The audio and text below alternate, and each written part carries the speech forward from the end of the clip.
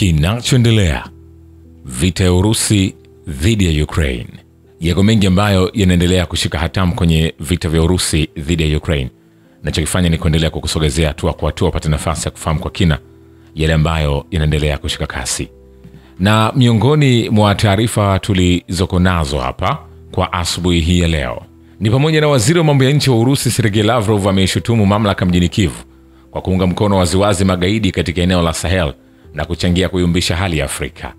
Anasema baadhi ya wachezaji wa nje ya kanda wanaendelea na majaribio yao ya kuyumbisha eneo hilo hata leo. Miongoni mwao pamoja na wakoloni wa zamani ni utawala wa Kyiv ambao kwa ushirikiano kamili wa wafadhili wake wa magharibi unaunga mkono waziwazi makundi ya kigaidi katika eneo hili la Afrika. Lavrov alisema kufuatia mazungumzo na mawaziri wa mambo ya nje wa Mali, Niger na Burkina Faso. Kwa mujibu wa waziri wa mambo ya nje wa Urusi, eneo la Sahel kwa sasa linakabiliwa na dhihirisho la ugaidi, huku sababu kuu za masuala haya zikitokana na ukoloni wake uliopita.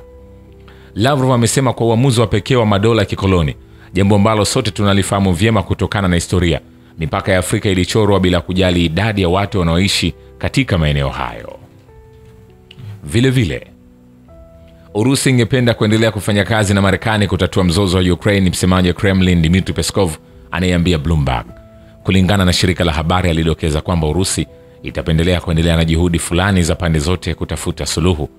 Kila mtu angependelea kutopigana, lakini kuzungumza, na sio kuzungumza tu bali kusikilizwa. Hii ndio tulionayo na utawala wa sasa wa Marekani. Bloomberg ilimnukuu msemaji wa rais wa Urusi akisema, "Nikwambie hivi, hatujamaliza."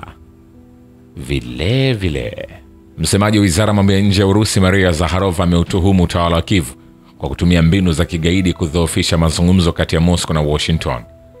Anasema utawala wa Kyiv ukiwa umepoteza kabisa hisia zozote za kujilinda au mtazamo wa ukweli, na ambao hivi majuzi tu ulidai kuwa tayari kushinda na kutushinda kwa gharama yoyote.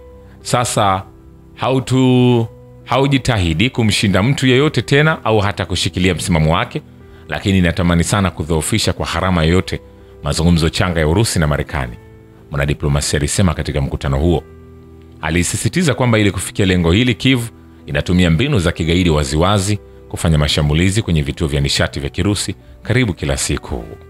Vile vile, jeshi la Ukraine linaweka vifaa, wafanyakazi na silaha katika vituo vya miundombinu ya nishati ambavyo havikoshwi na vikosi vya Urusi kwa ulinzi bora. Mtaalamu wa kijeshi Andrei Marochko anasema kwenye kituo cha radio cha Komsomolskaya Pravda. Hapo awali Marochko alisema kuwa katika muda wa siku 3 zilizopita, jeshi la Ukraine limekuwa likisafirisha mizigo ya kijeshi hadi kwenye maghala ya moja ya mitambo ya mafuta ya Kharkov, ambako wafanyakazi wamepigwa marufuku kuingia katika eneo la viwanda. Anasema wapiganaji wa Ukraine wanazidi kupeleka vifaa na kuhifadhi silaha na makombora na mizinga ndani ya eneo la makampuni ya biashara ambayo ni ya mfumo wa nishati wa Ukraine. Anasema, "Ninaamini kuwa vikosi vya Ukraine vitatumia vifaa hivi vya nishati kama kifuniko ili kulinda silaha zao na zana za kijeshi." Marochko pia alibainisha kuwa vikosi vya Ukraine vinaendelea kujenga mfumo wa nishati wa Kirusi. Anasema, "Nadhani tunaweza kuwa na subira kwa muda, lakini hatimaye tutawasilisha ukweli wote," aliongeza. Vile vile, vikosi vya mashambulizi ya Urusi vimesafisha majengo na vyumba vya chini ya ardhi katika kijiji cha Veseloe katika Jamhuri ya Watu Donetsk baada ya kukombolewa na kuondoa wanajeshi 100 wa Ukraine katika mchakato huo, wizara ya ulinzi ya Urusi imesema. Wizara ilisisitiza kuwa wataalam na wafanyakazi wa ndege zisizo na rubani kwa ushirikiano na waendeshaji wa ndege hizo waliweza kuondoa nafasi za jeshi la Ukraine za kuweza kushambulia. Wanajeshi wa Urusi pia wamekomboa maeneo mawili katika eneo la Donetsk na mkoa wa Zaporizhzhia kwenye operesheni maalum ya kijeshi nchini Ukraine, wizara ya ulinzi ya Urusi imeripoti Alhamisi. Wanasema vikosi vya mapigano ya mashariki viliendelea kusonga mbele katika ulinzi na kukomboa makazi ya Veseloe katika Jamhuri ya Watu Donetsk. Vikosi vya vita vya Dnipro vilikomboa makazi ya Lobkovoe katika mkoa wa Zaporizhzhia kupitia operesheni kali. Kundi la kaskazini la Urusi limesababisha vifo vya takriban askari 75 wa Ukraine na kuharibu tanki na silaha nyinginezo. Hii ilikuwa ni karibu na makazi ya Miropolskoye, Prokod, Petrushevka katika wizara ya Sumi. Vile vile, kundi la mapigano la Urusi la Magharibi limesababisha majeraha kwa zaidi ya askari 200 wa Ukraine na kuharibu vifaru viwili katika eneo lake la wajibikaji karibu na makazi ya Kamenka, Kondrashevka, Zagoruikovka na Novaya Grumikovka katika mkoa wa Novaya Hamirydukovka na Novaya Krugmiliakovka katika Jamhuri ya Watu Donetsk. Wizara hiyo ilisema vile mataifa ya magharibi na serikali ya Kiev yanapanga onyesho jingine katika kumbukumbu ya matukio ya Bucha ili kudhoofisha juhudi za amani. Msemaji wa Wizara ya Mambo ya Nje ya Urusi Maria Zakharova anasema unaweza kutarajia tamasha lingine. Sababu ni wazi kusambaza taarifa hii ya zombi kwa raia wao wa Ukraine. Usitishaji kamili wa mapigano nchini Ukraine unaweza kuafikiwa katika wiki au miezi ijayo, Volodymyr Zelensky anasema. Nadhani inaweza kufanyika haraka iwezekanavyo katika wiki au miezi ijayo. Kuna chaguzi mbalimbali. Wakati mwingine kila kitu kinakuja pamoja na papo hapo, hasa linapokuja suala hili la kumaliza vita. Awamu ya moto, kukomesha kabisa kwa moto, Zelensky alisema katika mkutano na wakazi wa mkoa wa Chernigov. Rais Vladimir Putin wa Urusi na Rais Donald Trump wa Marekani walipiga simu Machi 18 wakijadili hali ya Ukraine, njia za kuzuia kuongezeka zaidi kwa mivutano na masuala kadhaa ya kimataifa. Kwa mujibu wa huduma ya vyombo vya habari ya Kremlin, kiongozi huyo wa Urusi aliunga mkono wazo la rais wa Marekani la kusitisha mapigano ya siku 30 ya miundombinu ya nishati katika mzozo wa Ukraine. Ni kwambie hivi, hatujamaliza. Vile nchi za Ulaya zinazingatia uwezekano wa kutumia miundo ya NATO katika kupeleka vikosi vya kulinda amani nchini Ukraine, Financial Times inasema ikiwanukuu maafisa wa EU. Kulingana na moja mapendekezo yaliyojadiliwa katika mikutano ya kinachojulikana kama muungano wa walio tayari chini ya mwamvuli wa Ufaransa na Uingereza, amri na udhibiti wa NATO zitatumika katika kupeleka kinachojulikana kama kikosi cha uhakikisho nchini Ukraine. Chini ya mpango huu, kikosi cha kulinda amani pia kingegusa akili ya pamoja ya muungano, uchunguzi na uwezo wa uchunguzi. Kushiriki NATO katika operesheni hii kunaonekana na wafuasi wa kikosi cha uhakikisho kama njia ya kuhusisha Marekani kwa njia isiyo moja kwa moja katika jitihada na kupata uungwaji mkono wa kimya wa Washington.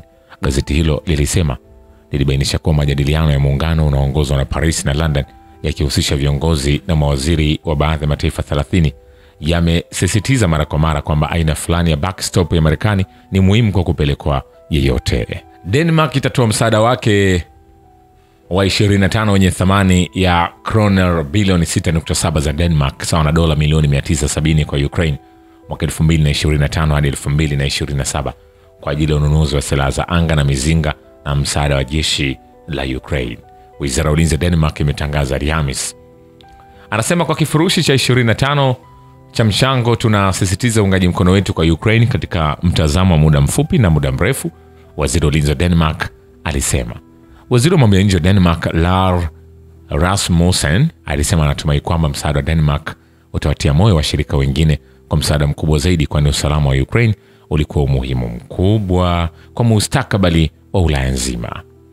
Ni kwambie hivi, hatujamaliza. Vile Jamhuri ya Mali inaichukulia Ukraine kwa taifa la kigaidi. Waziri wa mambo ya nje wa Mali Abdoulaye Diop anasema kufuatia mazungumzo kati ya wakilishi wa muungano wa nchi za Sahel na waziri wa mambo ya nje wa Urusi Sergei Lavrov. Anasema kwetu sisi Ukraine ni taifa la kigaidi. Alisema magaidi katika Sahel, kulingana na waziri, wanaungwa mkono na watendaji wa nje wa mkoa ambao wapo katika eneo hilo, wanawasaidia na kuandaa sehemu ya nyuma kwa ajili yao. Kwa mfano, Ukraine inaunga mkono ugaidi, lazima ikomeshwe, Diop alisema. Kulingana na Diop, mataifa ya Sahel na Urusi yana mbinu na mitazamo ya pamoja kuhusu masuala ya usalama na kwa usawa kutambua na kuona jinsi gani ni muhimu kupambana na ugaidi ili kuhakikisha usalama katika eneo hilo. Canada, Norway, Denmark na Uholanzi zimetenga fedha kwa ajili ya kuwasilisha makombora ya mizinga kwa wanajeshi wa Ukraine chini ya mpango wa Czech wa kusambaza risasi kwa Kiev. Waziri wa mambo ya nje wa Czech Jan Lipavskaya anatangaza. Jamhuri ya Czech ni miongoni mwa wafuasi wenye nguvu zaidi wa Ukraine. Shirika la habari lilisema mwaka jana iliipatia Kiev makombora ya mizinga milioni 1.5 ya aina mbalimbali. Prague hununua risasi kutoka nchi za tatu kwa gharama ya magharibi. Vile rais wa taifa la Marekani Donald Trump amesema anaamini kuwa rais wa Urusi Vladimir Putin na Volodymyr Zelensky wa Ukraine wako tayari kwa makubaliano. Anasema yuko tayari kufanya makubaliano. Trump alisema kuhusu Zelensky alipokuwa akizungumza na waandishi wa habari kwenye ndege ya Air Force One siku ya Alhamisi alipokuwa akitoka Washington kuelekea Miami. Na nadhani rais Putin yuko tayari kufanya makubaliano. Ulaya haijafanikiwa kukabiliana na rais Putin, lakini nadhani nitafaulu, aliendelea kusema, akirejelea hali inayozunguka Ukraine. Trump alisema maendeleo mengi yamepatikana katika kujadili suluhu nchini Ukraine. Pia alisema alizungumza kwa simu na Zelensky si muda mrefu uliopita, lakini bado haijafahamika ikiwa alikuwa akimaanisha mazungumzo yaliyotokea Machi 19 au ikiwa amezungumza tena tangu wakati huo. Utawala wa Rais wa Marekani Donald Trump umezuia vita vya tatu vya dunia na kufanya maendeleo makubwa katika kusuluhisha mzozo wa Ukraine. Mkurugenzi mtendaji wa mfuko wa uwekezaji wa moja kwa moja wa Urusi na mjumbe maalum Kirill Dmitriev anasema kupitia Fox News, tuna majadiliano mazuri. Watu wetu wa kidiplomasia pia wanajadili matokeo yanayowezekana, lakini hakuna maswali kwamba timu ya Rais Trump sio tu ilizuia vita vya kidunia vya tatu kutokea, lakini pia tayari imepata maendeleo makubwa juu ya azimio la Ukraine. Vilevile msemaji wa Wizara ya Mambo ya Nje ya Urusi Maria Zakharova ameonya kwamba Urusi haitakabiliwa na mashambulizi ya uchochezi ya Ukraine dhidi ya miundombinu yake ya nishati. Anasema Urusi haitazuiliwa na uchochezi, lakini jukumu la sera hizo mbovu litakuwa kamili kwenye barabara ya Bankovaya, yaani ofisi ya Volodymyr Zelensky na wasimamizi wao ambao wanaendelea kuungana na tabia kutojali zaidi ya serikali ya wahalifu wa Kiev, amesema. Kumbuka Rais Putin na Rais Donald Trump wa Marekani walifanya mazungumzo kwa njia ya simu Machi 18 kuzungumzia hali ya Ukraine, hatua ya kuepusha kuongezeka na masuala mbalimbali ya kimataifa. Kiongozi huyo wa Urusi aliunga mkono pendekezo la Rais wa Marekani la kusitisha mapigano kwa siku 30 nchini Ukraine na mara moja akaiagiza Wizara ya Ulinzi kusitisha mashambulizi kwenye miundombinu ya nishati. Shukrani kwa Babu Kivita na Historia ya Dunia. Mimi ni Richard Shio, The Rich Voice. Ni follow Instagram na TikTok kama Rich Voice Official. Asante.